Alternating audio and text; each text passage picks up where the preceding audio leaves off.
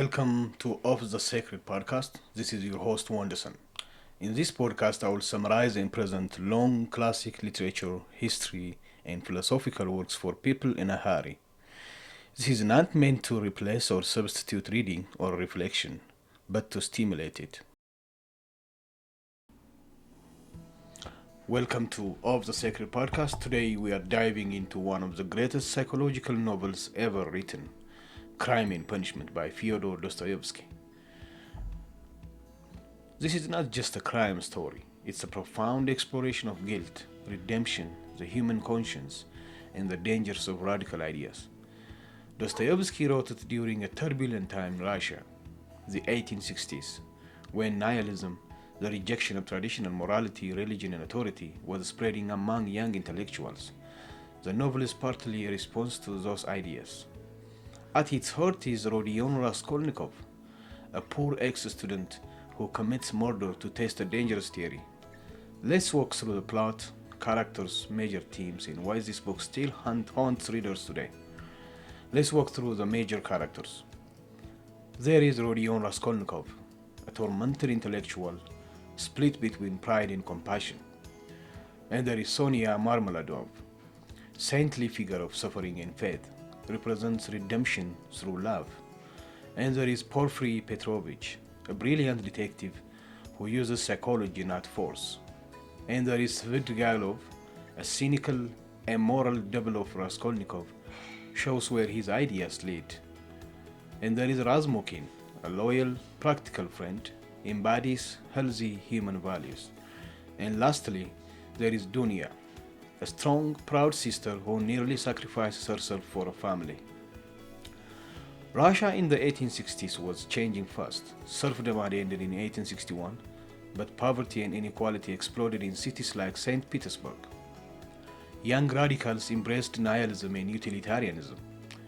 If killing one useless person helps many, is it justified? Dostoevsky, who had himself been sentenced to death, later commuted and spent years in Siberian prison, fiercely opposed these ideas.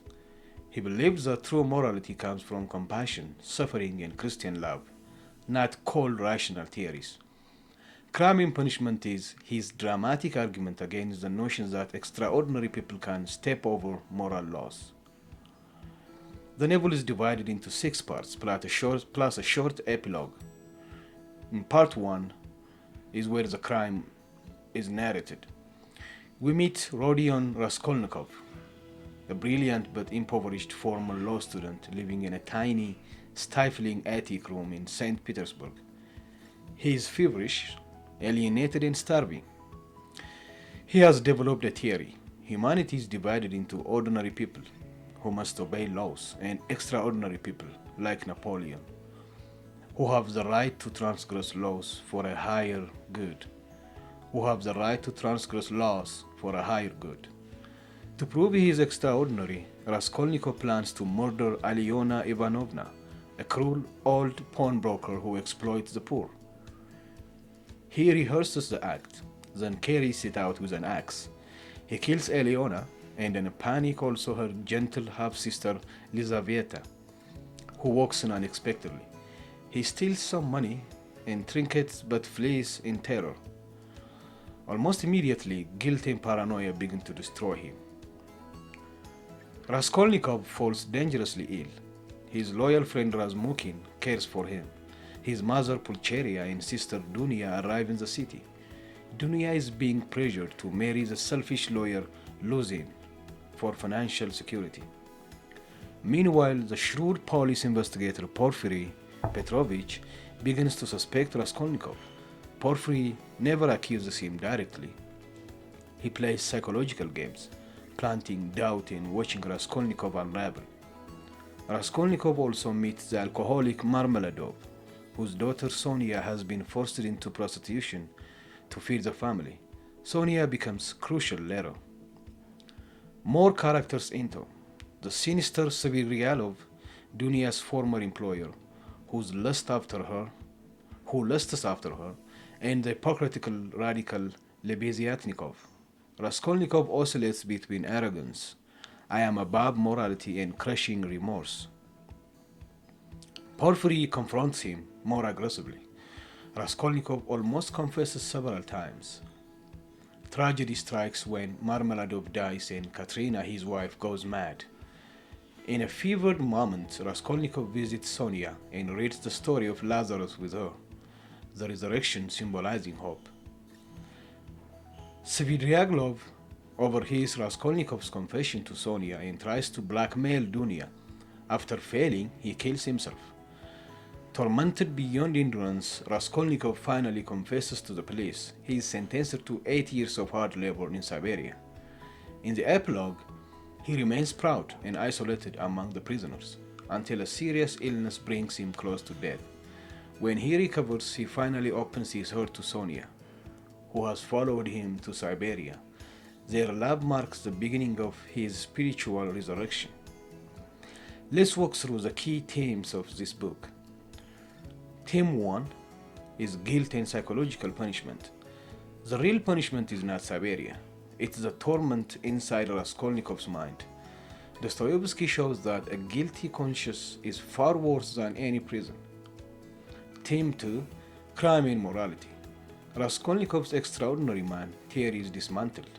He discovers he cannot live with murder. Quote, "Did I murder the old woman? I murdered myself, not her." Redemption through suffering and love.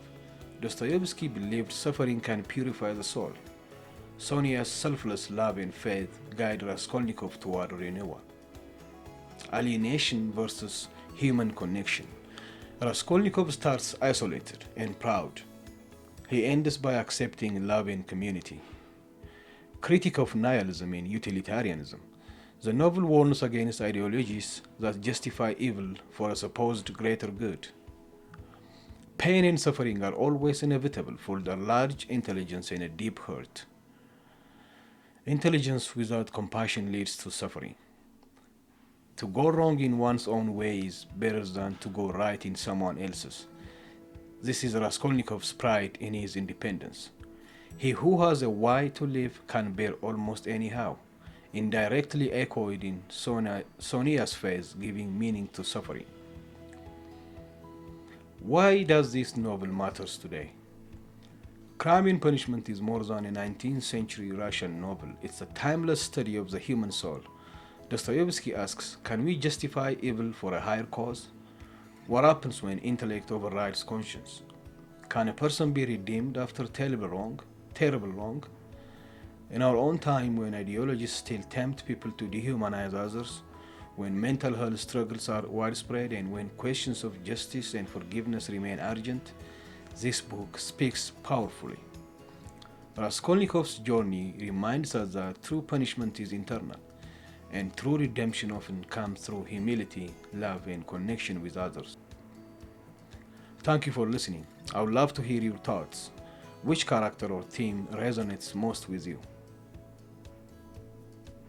You have been listening to Of the Sacred Podcast. If this reflection spoke to you, subscribe to Of the Sacred Podcast for concise insights into classic literature, art, philosophy, and sacred questions for people in a hurry. Your support keeps these conversations alive. Thank you.